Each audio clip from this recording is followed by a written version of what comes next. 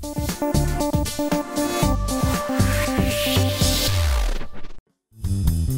views and opinions expressed in this program are those of the participants and do not necessarily reflect the views of BronxNet or the program underwriters.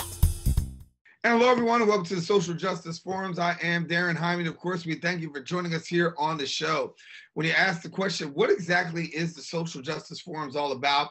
Well, we have an opportunity to take a look at many of the inequities that people face. Sometimes we talk about how to promote civic engagement and have civic discussion.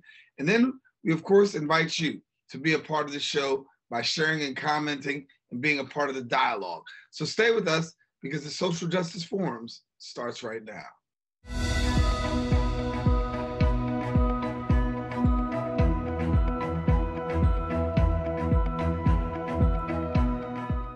Welcome back. Inner City Scholarships is a not-for-profit organization dedicated to making a quality Catholic school education a viable choice for low-income families. For many families, tuition expenses are an insurmountable burden, especially during the pandemic.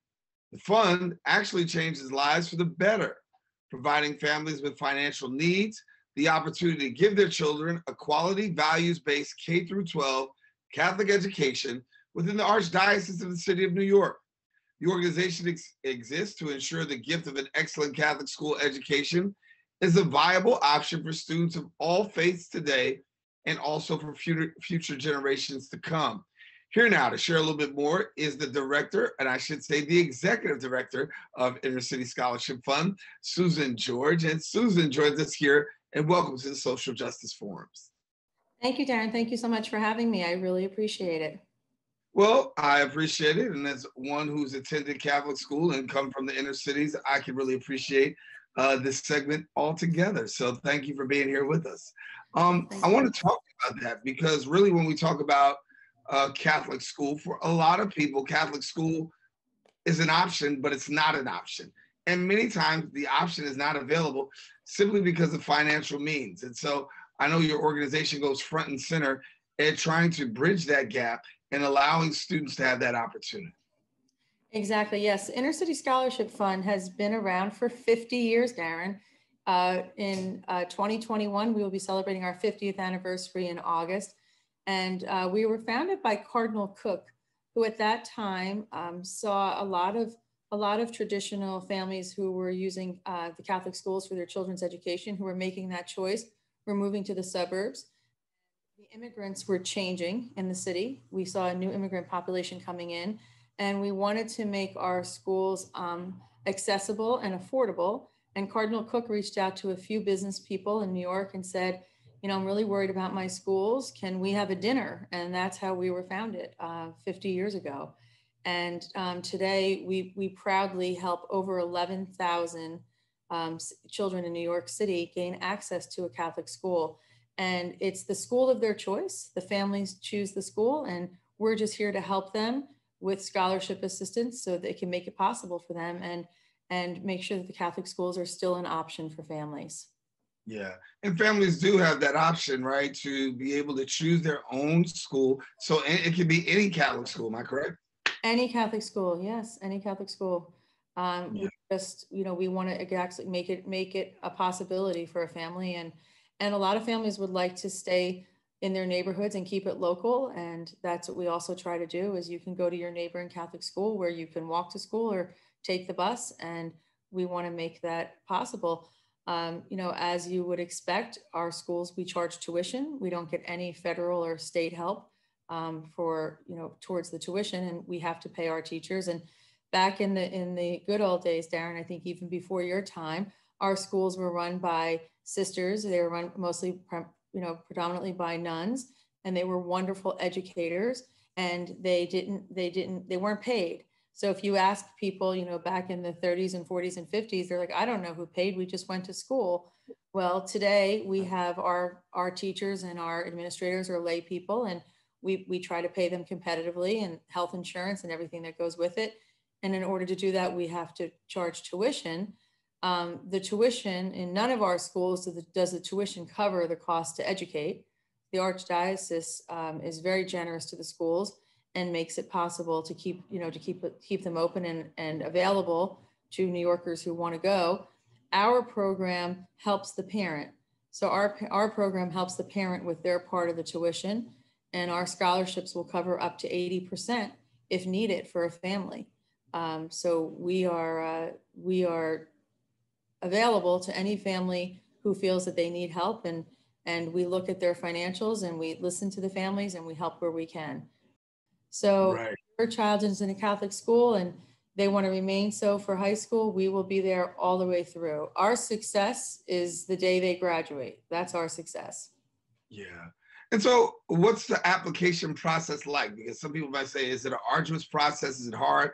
Talk to us about it. No, it's not. We send you a link, and we have a call center, and we have bilingual, and we have people who speak many languages. And if a family is struggling to access the link or to apply online, they call us and we walk them through it, and we do everything we can to assist them. We do ask, the schools are a big part of it. The schools will help us identify the family. So the first step, Daren, is to visit a Catholic school, is to visit the school and say, this is the school that I would like my child to attend. And then you speak to the administration at that school, and they will then forward you to us and say, we have a family who's interested, who needs a little bit of help to make this possible. So criteria, what is the criteria for anybody that's going to be an applicant? Somebody says, what does it take? It just takes someone who wants to go to Catholic school, who needs help. Someone who needs financial help. There's really not criteria. I mean, Daren, they have to be in academic good standing. The children have to have passing grades. So, and even that, if a child comes to us and they're struggling academically, we do give them a little bit of time to try to turn things around, and we work with them. We work with their principals. We work with them. If they require tutoring or if they require more help, we'll do everything we can. Once they're in our schools, we really don't want to lose them. So as long as they're in academic good standing and they have, conduct, of course, as you know, Catholic schools pride themselves on conduct. But I've been here 16 years. We have never removed a child from our program because of conduct. And I can count on one hand how many because of academics. Once you're in, you're in is what you said. Once you're in, you're in. Once you're in, you're in. And again, it's not a hard process. It really isn't. We just want to make it possible for the families who want to come. And not everyone gets the same amount. We do a sliding scale based on need. And our schools, are not free. The charter schools are, I think the charter schools are tremendous and have helped a lot of New Yorkers with school choice.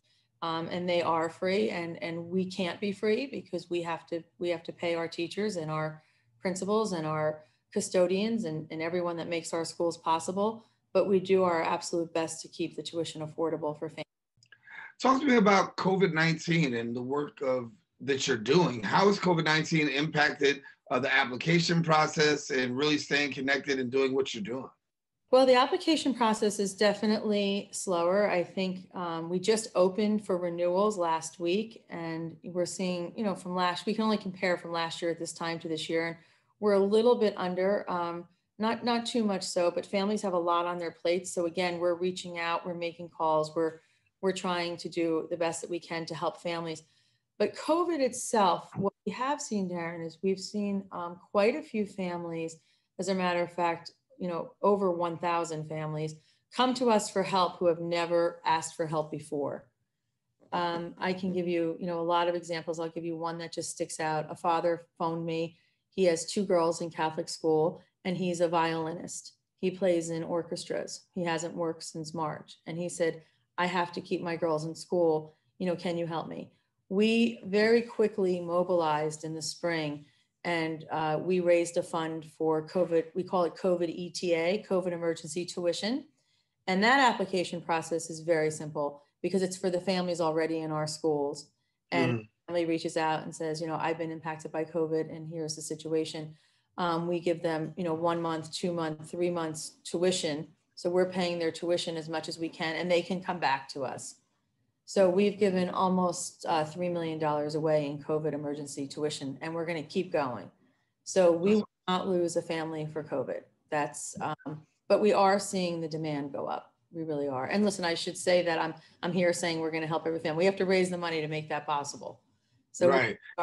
We're doing our best, and hopefully Hopefully this will be behind us. And one other thing that we did, Daren, in the spring, we looked at all of our families on scholarship. And our families on scholarship are very, they're really earnest about paying their tuition. They know that they're getting help and they pay their part of the tuition. We looked at all the families who were on scholarship who were missing payments, and we reached out to them, and a majority of them, we paid an extra payment for them so they could start the fall with, feeling comfortable. If you're struggling to pay rent and you're struggling to put food on your table, tuition seems like a luxury, and we don't want to lose these kids. So we've worked really hard to keep providing help for the families. But it has to be paid. You can't just leave these balances on the books, right? Because if we don't collect our money, if the archdiocese and the school doesn't, if the school doesn't collect their money, then they can't pay their payroll.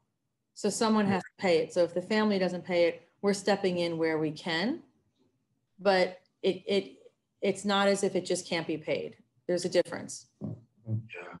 And I know it's got to be a great feeling being able to help out so many people during such a time as this. I mean, COVID, still being able to raise the funds to help somebody in COVID relief.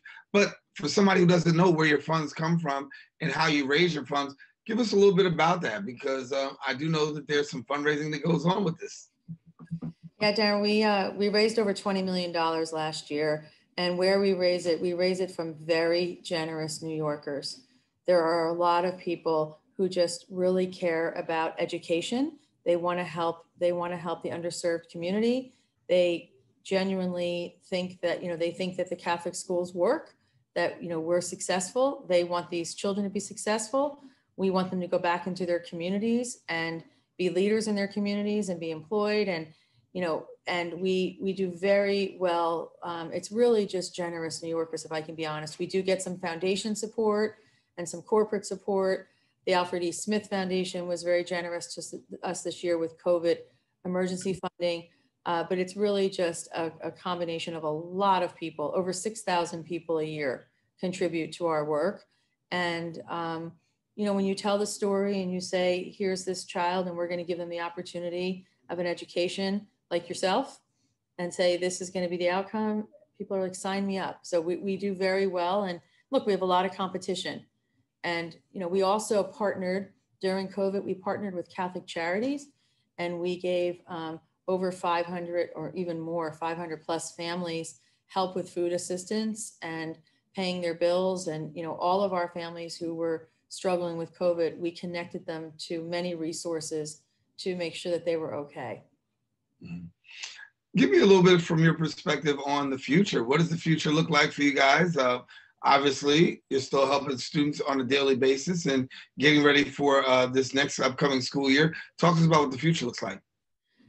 Hopefully the future looks bright. We're hoping that our enrollment stays steady.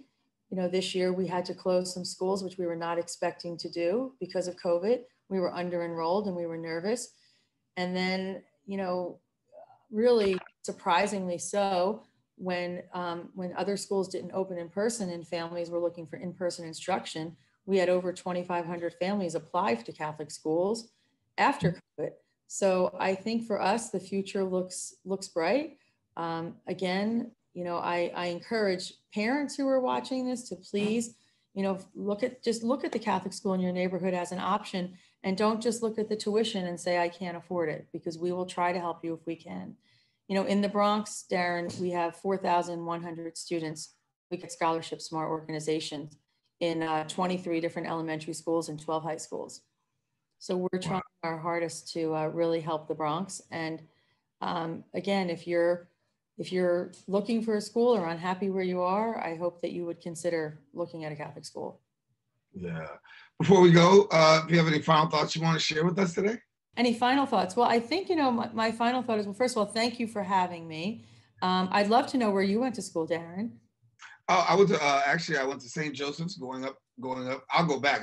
I start off at St. David's in Manhattan, went to St. Joseph's on Harlem on Morningside Drive. Went to Power Memorial years ago, where Kareem Abdul-Jabbar was. That's closed down. And then since then we went to Rice High School, and that's closed down. So Yeah. I have a long Catholic tradition. Yeah, yeah. I know Rice. I was around when Rice closed. It was sad. It was really sad. It was run by the Irish Christian Brothers, and a lot of great people came out of Rice. And we would love to, not have to close more schools and open our doors to families that want to consider us. So my final thoughts are, thank you, and to tell families, please, know that people out there care about you, and the church cares about you. The church loves you, and we help all New Yorkers, regardless of their religion. We say that we help them because we're Catholic, not because they're Catholic. And we have many children in our schools who don't share our faith, who have other faiths, and we welcome all faiths. I think that's what New York is. New York is a melting pot. And I think that the Catholic schools, Daren, have served this city very well for over 100 years. And I hope we continue to do so. Well, I know I certainly would not be here today sitting the way that I'm sitting right now if it wasn't for a Catholic school education and helping me to lead and guide me too. So Susan, thanks a lot for being here with us and continue My pleasure. Yeah. So gotta have you back. All right, I'd love to come back. Thanks so much, Daren. All righty, thank you. And listen, we gotta take a quick break. Oh, take care. We gotta take a quick break here on the show. Don't go anywhere. We've got more show coming up with the social justice forums after this.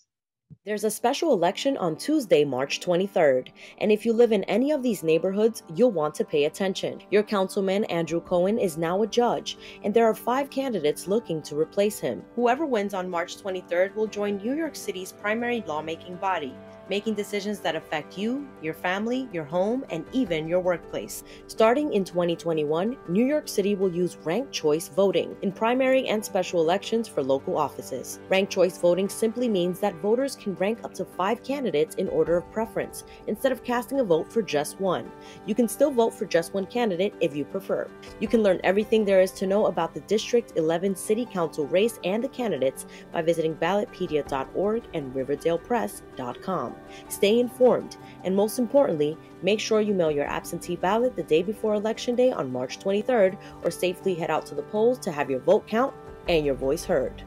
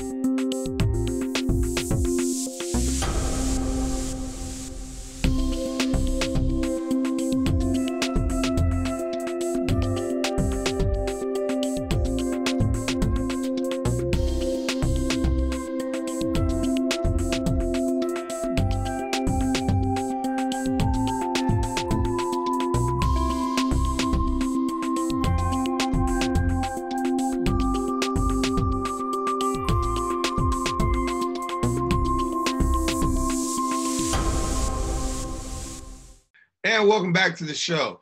At the beginning of the year, the Bronx Declaration was initiated.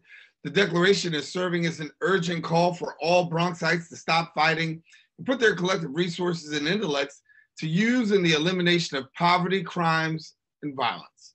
The declaration is reversing the idea which the Bronx being the first in all things bad and last in all things good. The community is fighting to no longer normalize crime, tolerate violence, or accept extreme poverty in the Bronx. The Bronx Declaration shall assist responsible individuals with needed resources while holding accountable irresponsible individuals. Joining me now to share a little bit more about this topic is activist Sheikh Musa Drammeh. And Sheikh, good to have you here on the show. Hey, thank you so much. I am glad to be back. Glad to be back. Been a long time in having you, but certainly glad to have you. It's always great to have this conversation. Talk to me a little bit about the Bronx Declaration, because it was initiated, but for people who may not be so familiar, a little bit more on the Bronx Declaration. Yes, first of all, thank you so much and Happy New Year. Happy New Year to all your guys at BronxNet. Bronx Declaration was made after Brandon Hicks our pride, a young 17-year-old boy who played by the book, who did everything a mom would expect her child to do. He was the basketball captain of his school. He graduated a week before he was murdered. You know, universities were competing to recruit him. You're talking about a huge potential, a great leader, a beautiful prospect. All of a sudden was eliminated through gun violence right here in the Bronx for the fault of the criminal, not him, because he went to celebrate a birthday celebration with his family. And Brandon is one of hundreds, if not thousands of New Yorkers who, fall victims to gun violence. So we decided that we are going to galvanize the entire Bronx sides, from political leaders, religious leaders, community activists, educators, and parents to come together as one united front and to, face head on the ravages of violence in general, but gun violence in particular. That was the impetus for declaring Bronx and for launching the Bronx Declaration on the first day of this year on the steps of the Bronx County building. Yeah, we're seeing a lot of young people continue to lose their lives senselessly to gun violence. We're seeing more and more people involved in gun activity. Are you satisfied with what you're seeing by way of policing and community in terms of dealing with the gun violence issue? The first thing is that for the first time, NYPD is now collaborating with the residents in a more, productive way, meaning the community policing, the NCO. So this is very promising. And I believe that more community members, especially leaders and parents, are getting involved in the work of NYPD because of what they're doing. That's number one. Number two, for the past several years, our elected officials have realized that in order for us to prevent crimes and violence and gun violence, we really have to put money behind grassroots preventive services, because it is the residents who commit crime. If crime is to be stopped or reduced, we have to engage the residents. And in the last several years, both the mayor and the governor have put millions of dollars in terms of cure violence and so many other programs where these young guys, a lot of them, if not most, used to be behind bars, used to be drug dealers, used to be gang members, used to be domestic violence perpetrators. But now they are on the other side of the coin, empowering them, formalizing them, and give them the little bit of money they need to operate is a very smart investment. So these two emerging positive aspects of fighting crime and violence are very, very, good for our communities. And they have already producing positive outcomes. So we're happy about it. Yeah. Go ahead.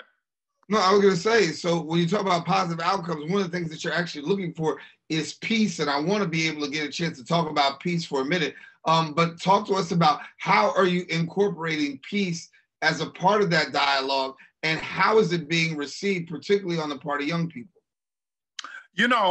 Thank you for that question. I mean, you know me, everything about me is peace, peace, peace. So, I cannot talk to you without talking about peace. The greatest challenge we have as a nation is we spend so much money in wars and conflicts and fight this, fight that, and we spend very little time, very little resources in community peace-building programs. The problem that we have now is that we spend too much money expecting violence and less money building bridges. So the National Community Peacebuilding Commission that we've launched last year was designed to do just that. For example, in the Bronx here, you have very diverse population. You have the Jews, the Catholics, the Protestants, the Muslims, the Hindus, the Buddhists, you name it. And we normally don't talk to each other until there's a problem. So we've decided that we're not going to do that. We are all Bronxites. We have to talk in advance. We have to get to know each other. We have to build bridges. And the more we know each other, the easier it is to love one another. And I guarantee you one thing, when you love someone, you have a very hard time hurting them. The only time that we don't hesitate hurting other people is if we label them as enemies, as somebody that we should not even care or as burden. So the program that we launch, in addition to the Bronx Declaration, is to build bridges. How do we do it? There are 61 neighborhoods in the Bronx. These neighborhoods, sometimes it's like day or night. You may go to, let's take Morris Park, for example. Morris Park, you have White Plains Road that divides part of Morris Park.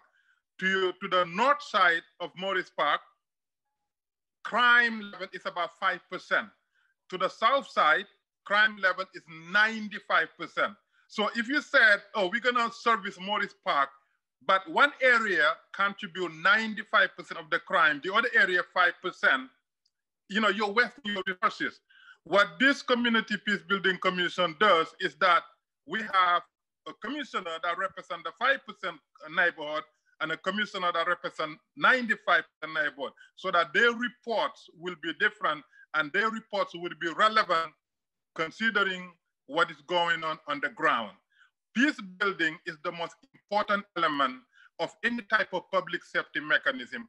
Unless residents see each other as neighbors, then unfortunately we see each other as either strangers or worse yet, enemies. And that's when we generalize them in a general term without ever investing time to get to know them. Because when we get to know people, we realize that we have almost identical interests. We want the same thing. But when we don't know them, then we continue labeling them. The Catholics, the Protestants, the Blacks, the whites, without investing time. So this Community Peace Building Commission will give us access to get to know individuals and become friends with them, become neighbors, and then it will be difficult to hurt them. Give me a little bit more on the whole issue of conversation, because there is conversations that have to be had in order for the peace to be enacted. Are we finding now in the midst of COVID that more and more people are having these conversations, or is it a little bit harder to have the conversations because everybody's more concerned about themselves? And when we talk about the Bronx, we know one of the highest hit places when it comes to COVID. COVID came and did what needed to be done long time ago. Number one, it highlighted the disparities, economic disparities, privilege disparities, educational disparities, health disparities, and all kinds of disparities. Why? Because those who have the means, a lot of them actually left areas that are more dangerous. They went to areas where they have second homes and third homes.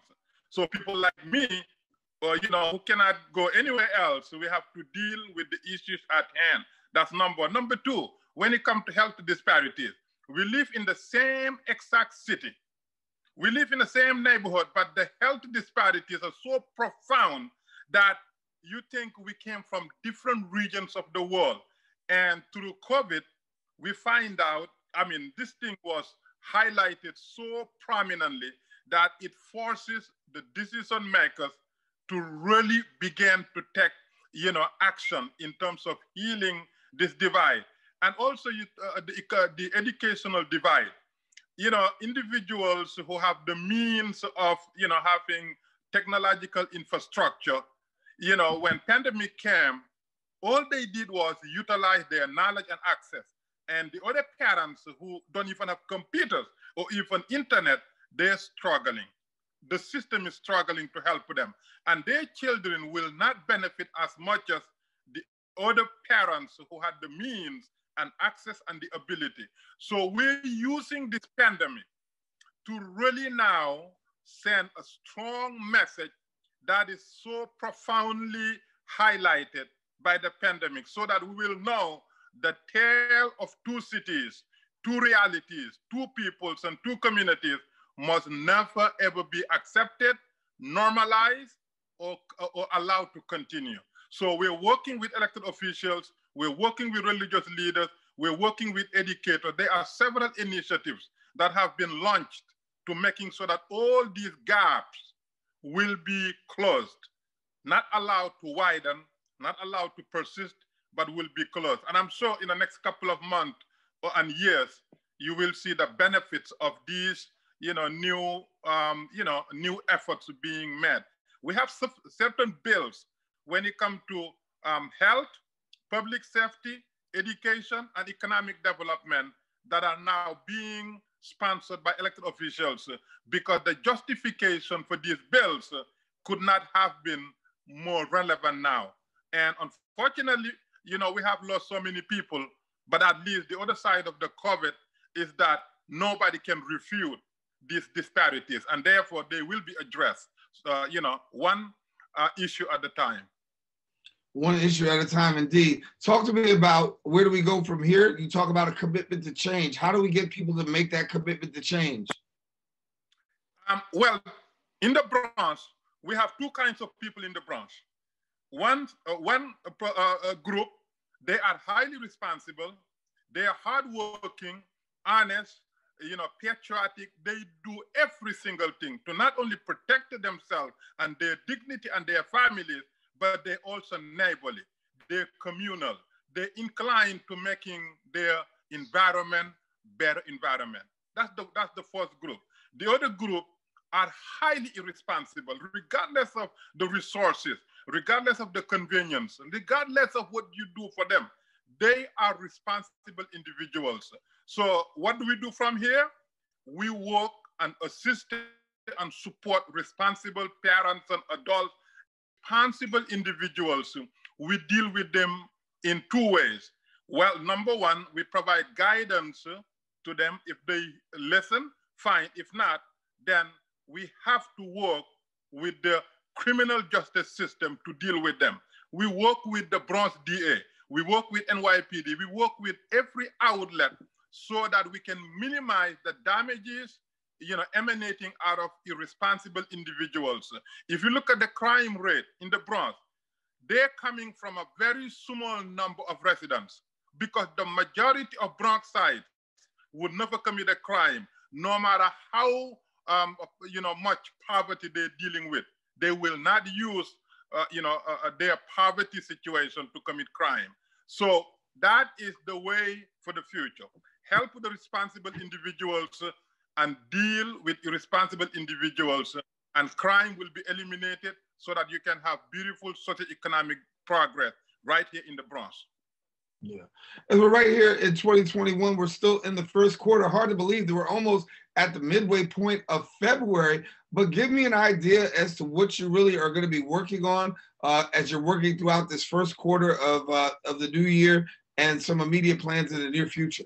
The three things that the top three priority we need to work on, starting from this Black History Month: education, education, and education.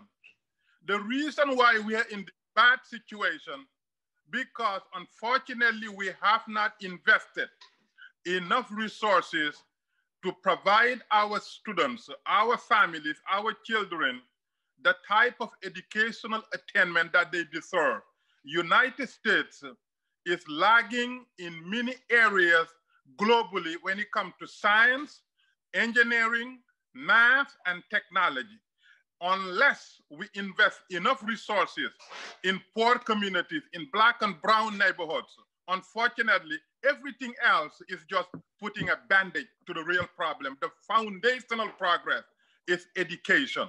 Good education and good education and good education. Because, Daren, you know that in the last 30 years, the world has changed because of the arrival of information superhighway, what we call the internet.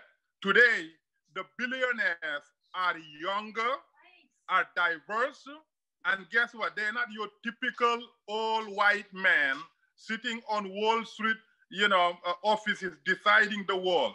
The world is run by young technology experts. We need to get our children in the Black and brown neighborhoods, schools that provide STEM education, science, technology, engineering, and math. Everything else will be addressed. And so we know that, getting kids involved in STEM is very important. Do you feel as though that more and more kids are going to take advantage of it as we come to a close? Because sometimes it wasn't the most attractive and it wasn't always presented to students as a viable means. But when you look at movies like Hidden Figures, we see where, math can actually take you. Are we going to see probably in the next couple of years an increase, and particularly in the minority community, of those rising to take advantage of STEM? All these companies are the darling of the world. They are the leaders of the world. And these companies now, they realize in order for them to maintain their competitive advantage, they have to invest in urban communities because they can no longer get enough foreign employees.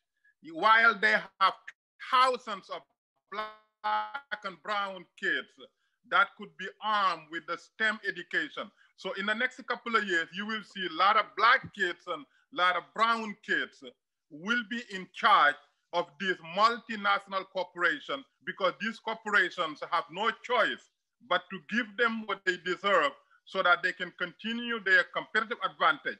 United States still, is the leader in innovation. And in order to maintain that against China and India, and began to have STEM programs in poor communities.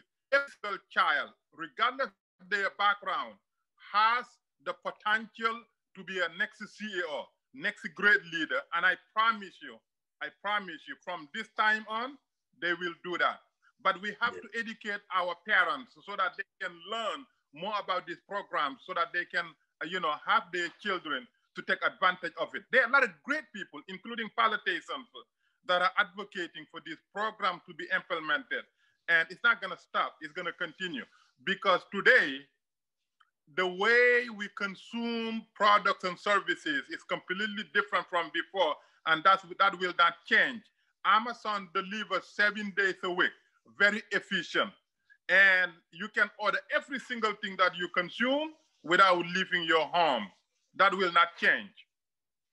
Indeed, indeed. Sheikh, we got to leave it there. Sheikh Musa Drammeh, our guest here on the Social Justice Forum. Sheikh, thanks a lot for being with us. Thank you so much for having me. I'm back on, BronxNet is my second home. I'm glad to be back. Happy New Year. Happy New Year. Glad to have you back on your second home. We want you to know we got more show here on the Social Justice Forum. Stay with us. Don't go anywhere. We're coming right back in a few.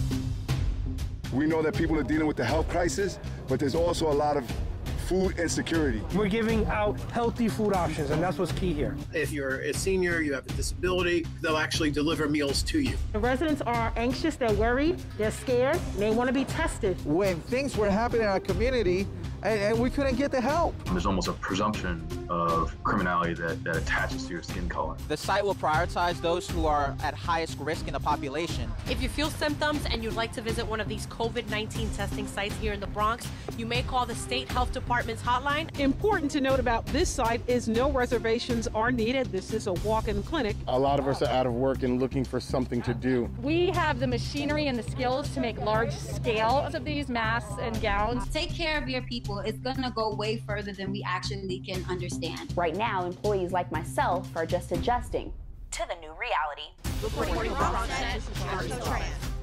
And welcome back to the show. Gangstas Making Astronomical Community Changes Incorporated is a not-for-profit organization committed to making positive change by reaching out to residents of all ages in communities that have been ravaged by gun violence as well as gang activity, providing tools and resources to young and old alike. G-MACC, as it's more affectionately known, helps people reflect, learn, act, and evolve in embracing the healthy, caring, stable individual within and to transform the surrounding community through positivity as well as activism. Joining us now to provide their point of view on the show, I'm joined by the CEO and founder of Gangstas Making Astronomical Community Changes Incorporated, Shanduke McPhatter. And Shanduke, good to have you here on the Social Justice Forums. Hey, good job. I know that's a lot to break down. I appreciate the opportunity. Thanks for having me. Hey, it's a whole mouthful, but we're dealing with a whole lot out there, and you're tackling it. So kudos to you for being able to tackle it. But I do want to get an opportunity to talk to you because you are really on the front lines in terms of dealing with the gang activity as well as gun violence. When you look at where we are today as far as gang activity and gun violence, talk about where you wanted your organization to intersect that. So thank you. So when we look at gun violence today, my organization is supposed to be involved in every part, every step of the way when we talk about the issues.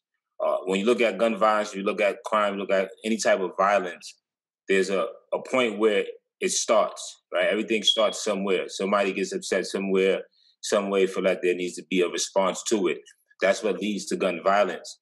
So when we look at what is identified as gangs in our community, we have to be able to have a relationship with those involved to be able to hear a conversation as soon as it happens, to be able to provide a solution and a way out from a possible conflict leading to someone being hurt or shot and killed.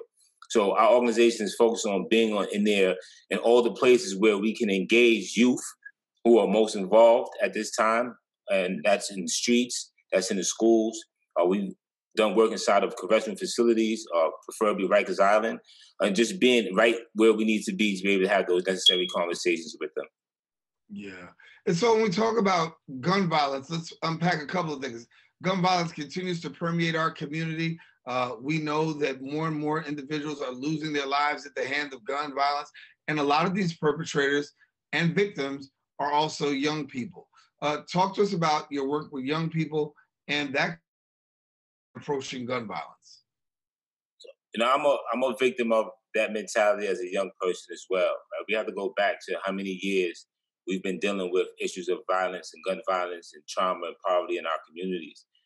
And I realized as someone who was part of that I had an experience that would help me understand these issues, right? Because I had to go through it to come out of it, to know there's a way to get out of it and provide the opportunities and solutions to do so. So when we look at these young people, we're reaching out to them first and foremost to give them a conversation that shows them that those options are not the best way to go, the options that lead to incarceration or death.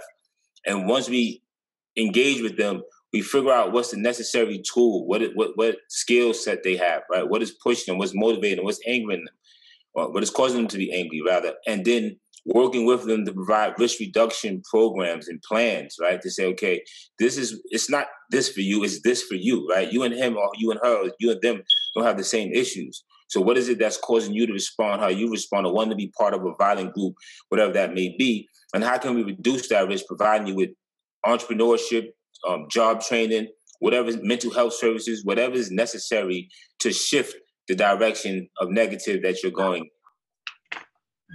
And when we talk about breaking the cycle of incarceration, that is important because many of these young people do end up in incarceration for gang activity.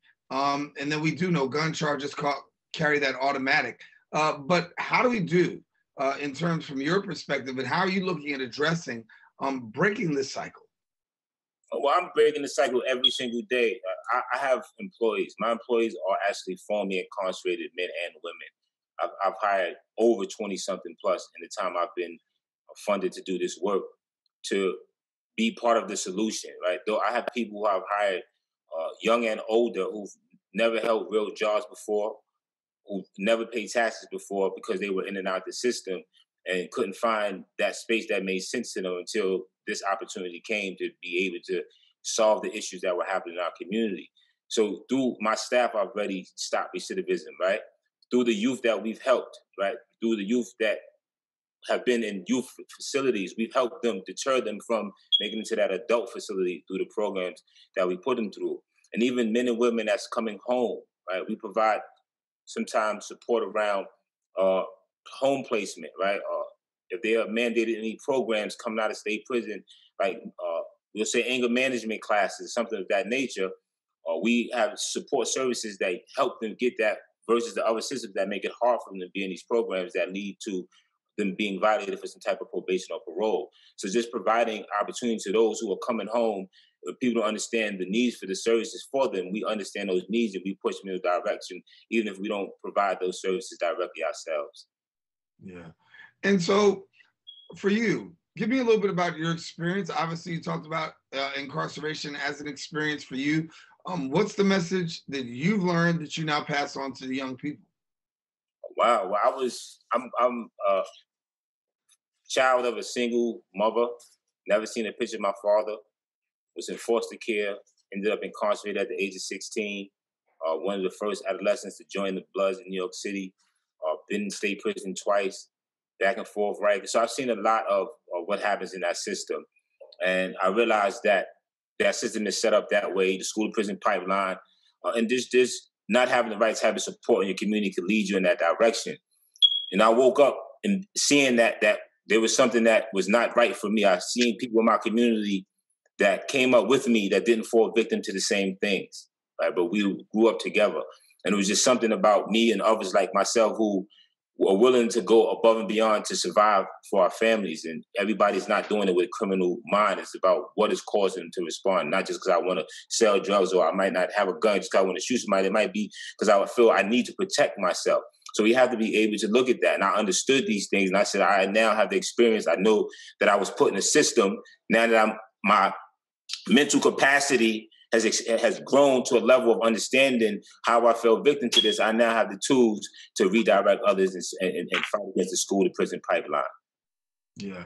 School to prison pipeline is something that we still talk about. We still deal with at this very present day, watching the amount of young people who actually are, dropping out of school. And before you know it, they end up in the prison pipeline, never to return back to school. And sometimes never to return to the community. Give us an inside look from an inside perspective as to what is the hope for those who are incarcerated, right? Is there a hope that I'm going to get out and life changes? Or is it a hope that I just want to get out and just for the sake of getting out? For you, when was that changing and that turning point to say, I want life to change? So if you listen to my story, I talk about me seeing my mentor, my second prison sentence. I seen him for the second time. His son, who was a child he had on a conjugal visit, right? Like New York State, his conjugal visits. And he never seen that father never seen that child in the streets. He never seen him before. Because after they had the baby, the mother just took the child and the relationship was broken. And that child came up following what he heard of with his father, ended up with 35 years in prison at 17 years of age. And that was a wake-up call for me because I had twin boys and I didn't want that to be their story, right? I didn't want to, that was my sign, so I shifted my mindset. But when I went to prison, I was in high school, right? I went to East New York High School of Transit Technology. I ended up having to get my GED in a state correctional facility, right? But when you're in there, you don't see rehabilitation, right? You got people talking about how can we do a crime better, right? The system doesn't provide the right sources, the right opportunities for you inside. They took colleges, took all these things away. And all you do is have people telling war stories. So if you don't put the right person around the right individual mindset, someone who's been in there for years and who we're going to help shift them, they'll fall victim to the same thing, right? The system doesn't rehabilitate. You have to rehabilitate your mind to that system. So there is this cure violence model, and I want to talk about that cure violence model. How do you approach curing violence from your perspective? Well, it's about stopping the transmission of violence, right? Like I said earlier, something happens that someone feels upset and they feel that there's a need to respond.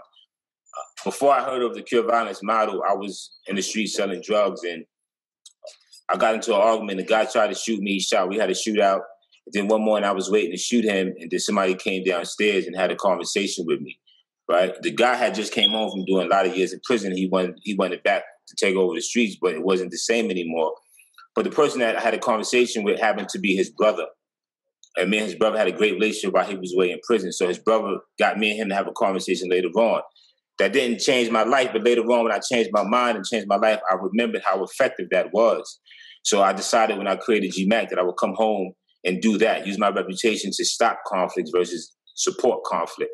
And in doing so, I learned of cure violence while I was doing the work. There's there's a such program out there called Cure Violence. I looked at it and I said, okay, this is exactly what I'm talking about. It makes sense. Why go against something that makes sense to the facts? And it's about interrupting the violence, stopping transmission, finding a way to a solution, and then providing, an opportunity for somebody outside of that, right? And that's what the cure violence model is. And that's why I supported it and began to learn how to receive funding for that direct work. Yeah. Don't kill me, all right? You're an OG. So when the OG is talking to the young people, talk to me about the reception you get as an OG. I get mail from state prison, from federal prison, right? From people who I've inspired, who knows that change is possible. So when I'm talking to those young people, it's the same difference to me, right? I know who you are, I know where you've been, what you think you're going through. I've experienced all of that, right? So you can't give me that conversation that I don't understand it, and I have a different way in to be able to sit down and build with them, and I get the respect to be able to do so. And my example of change is what helps them and understand, okay, he ain't did nothing foul, he ain't told nobody, he just changed his life for y'all to see that what they told you you're supposed to do is not what you're supposed to do. So the reception with the young people has always been on the utmost. So if people want to get connected, what do they do in terms of getting connected to you? They may have a young person that they want you to have a conversation with. Are you open? How does that work for you? Yeah, I go wherever.